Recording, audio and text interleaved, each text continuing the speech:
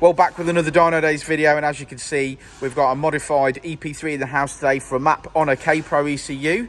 So it's got some modifications that we'll run through towards the middle or the end of the video, but stay tuned, let's make some noise.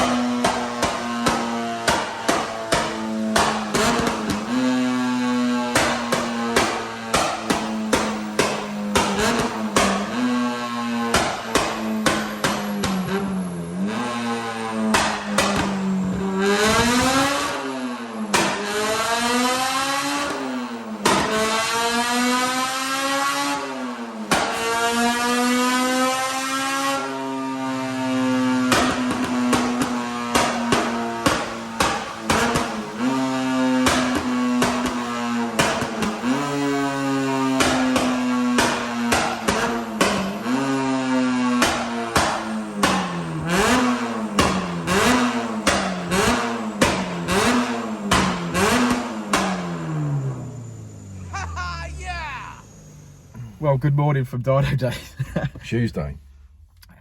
Yeah, it's Tuesday, isn't it? Tuesday. It's Tuesday. Black Ep3. Got some mods on it. What have it got?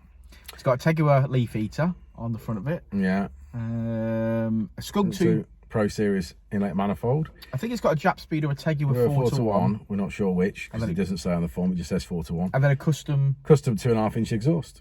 Yeah. So generally some mods obviously are better than others on there.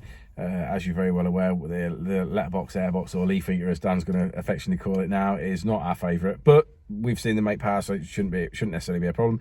I think where this car's been held back a little bit today is the 2.5-inch custom exhaust. I mean, you never really know how someone's made it, or how many bends are putting it, or what the quality of the boxes are like, and things like that. It's quite loud. Yeah, we've seen some issues with boxes recently. Yeah, we have quite a few that sort of taper off on the inside and stuff, like the cheaper boxes. Yeah, so you never really know obviously what's going on there, but obviously we'll tune to our own merit. It had the standard ECU in. The customer had brought himself a second-hand K-Pro ECU. Yeah, K-Pro ECU. And he said he'd put it in the car and he tried to drive it in like 5.5–6 grand. It was spluttering and being a pain and whatever. So he thought there might be something wrong with the ECU.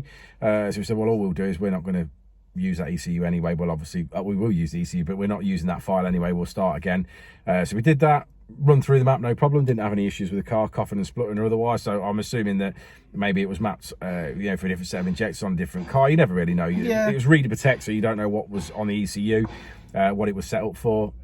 This is why you can't really just buy an ECU and bolt it in your car, or not if you want your engine to live long enough anyway. Yeah, so we've tuned to what we've got. I think we finished on 231 today. I mean, we made a good bit of power in the mid-range, as we always do. We made a bit of power top end, some pops and bangs for the customer, some launch control, a shift light, the cool sort of stuff pops and bangs. Sort of stuff that they want. Yeah, I think he's over the moon. I don't like the word pops and bangs, but I do like overrun and big flames. Oh, okay. Which sounds a lot more grown up. Yeah. Okay. Well, overrun and pops and flames. Then. Big flamage. Big flamage. Yeah, but what a nice car as well. And he sold a Scirocco, I believe, a big Scirocco for lots of money, and then bought this because he'd always wanted one. Needs a little paint work, so we're gonna have a little chat him up on that at Uncle Keith's paint shop. But he is a painter, by trade, so I'll probably be taking his CV off him if anything. But yeah, cool. Let's go look at the graph. Yeah, cool. Then let's have a look at the graph. Okay, so as we always say, red line is as she came in, and blue line is as she leaves, and you can see the power in the mid-range there. And we finish on 231 brake horsepower, which is 193 at the wheels. There we go. Off out on road test. That's going to be another happy customer. That was a good one, weren't it, Jeno? Yeah. We'll see you on the next one, won't we, mate? We will indeed. Oh, by the way, code word for that EP3 that's just left is big flammage. Big flammage. I'll say it again. Life moves pretty fast.